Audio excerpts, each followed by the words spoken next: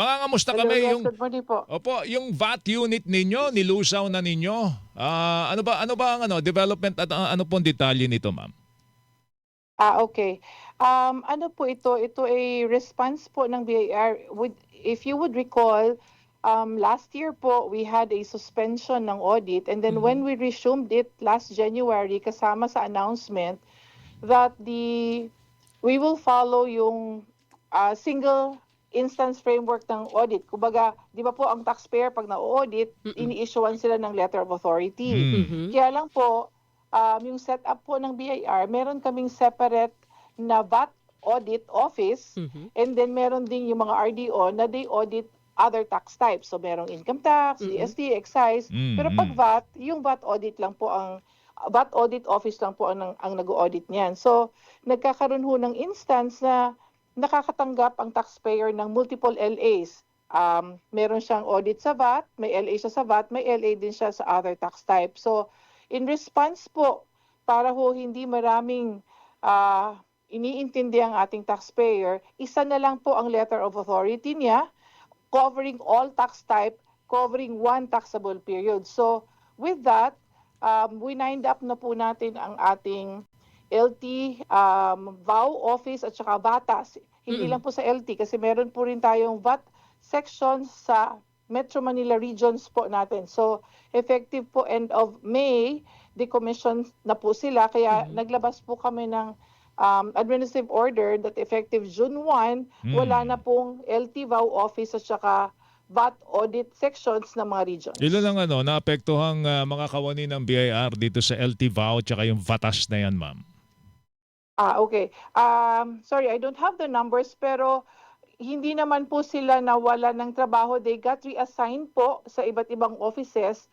Na-absorb po sila ng mga offices where they are most needed. Mga district office, frontline offices po natin.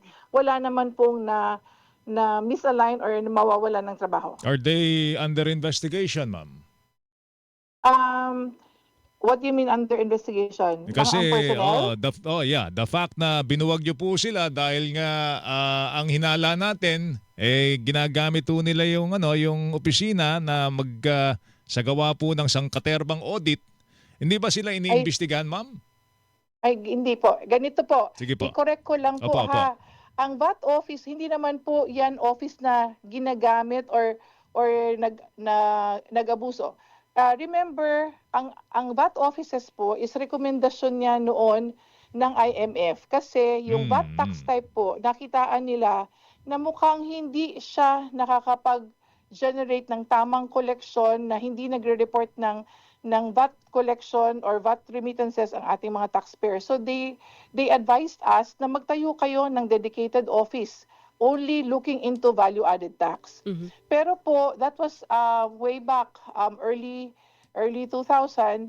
So ngayon po na times have changed, and then there is a clamor na naguguluhan po ang ating taxpayer kasi ang dami niyang hawak na letters of authority covering same taxable year.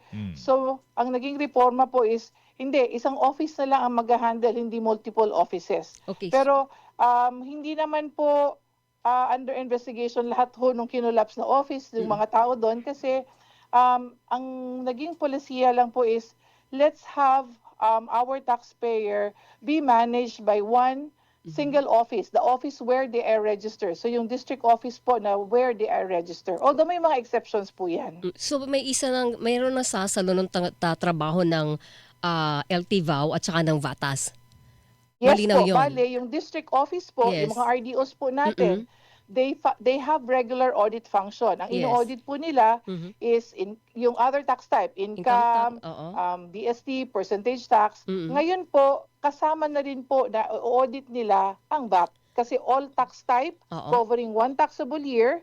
So isang letter of authority na lang po ang i-manage ng taxpayer kapag po na-audit siya. Hindi naman po kaya ma-overwhelm sa trabaho yung RDO?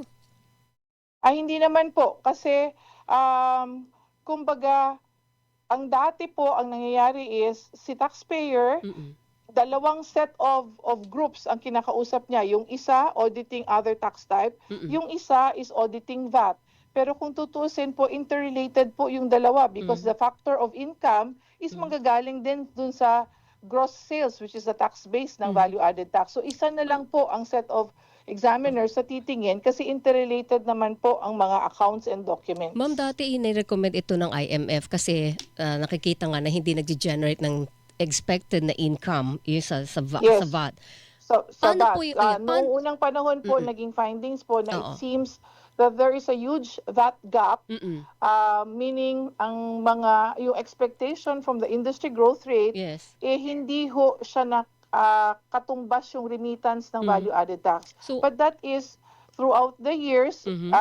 minomonitor, and I guess it's time na we change the policy kasi we look into ano bang nangyayari dun sa value-added tax. Baka there's no need to have a separate office to monitor that. But that is not the primary reason for abolishing the office. It's more on allowing our taxpayer to manage isang set of office or isang set of officers na mag-manage ng audit, hindi multiple LAs. Hindi po ba, ang epekto po ba nito nasa malalaking negosyante lang o damay pati yung mga ordinaryong mamamayan na hirap na pong mag-fill up ng mga kung ano-anong form ng BIR?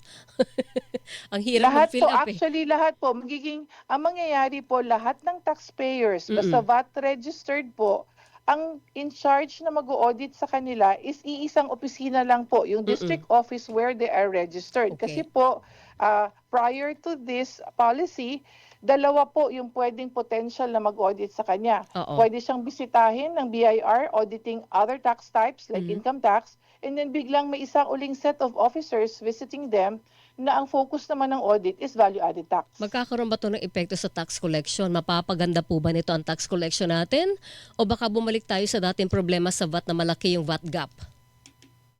We are hoping po na hindi naman ho maging maapektuhan, maging neutral naman siya on the VAT compliance po ng ating mga taxpayer kasi kumbaga there's a huge difference from yung administration before at saka ngayon. Dati po mano-mano ang mga bagay na mga reporting, mano-mano ang summer release of sales and purchases na rini-report sa atin. Ngayon po is online. So madali po ang processing. So if there is a taxpayer na hindi niya i-report ng tama lahat, meron pong paraan through the database na makikitang, teka, halimbawa po ako yung VAT taxpayer, bumili ako sa iyo, iba yung dineclare mo as purchase as against what I declared as sales. So electronically po, capable na po ang BIR to match reportings of third party or yung mga kliyente po ng ating mga VAT taxpayers. Padadaliin po nito ang buhay ng mga taxpayers, O yun attorney. nga, ni-streamline lang niya,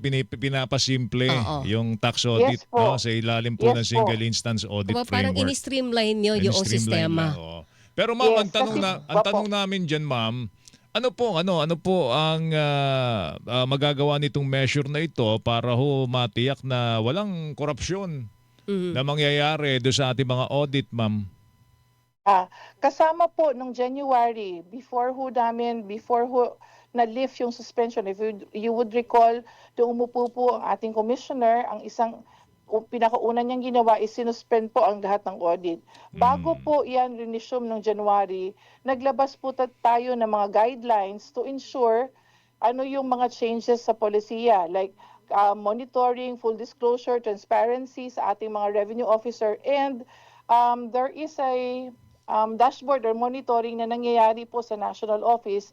Alam po ng head office what is happening sa grounds kasi they are mandated to report sa system, update ng lahat ng steps po ng stages ng audit. And then bawat meeting po nila sa taxpayer properly documented, and in fact bago umalis po yung representative ng taxpayer, meron kaagad na sort of a minutes of meeting na both of them will sign to acknowledge na yan yung didiscuss, yan yung pinag-usapan, plus ano yung mga dokumentong sinubmit, may acknowledgement po kasi para ho properly transparent and properly documented po ang all actions taken on audit.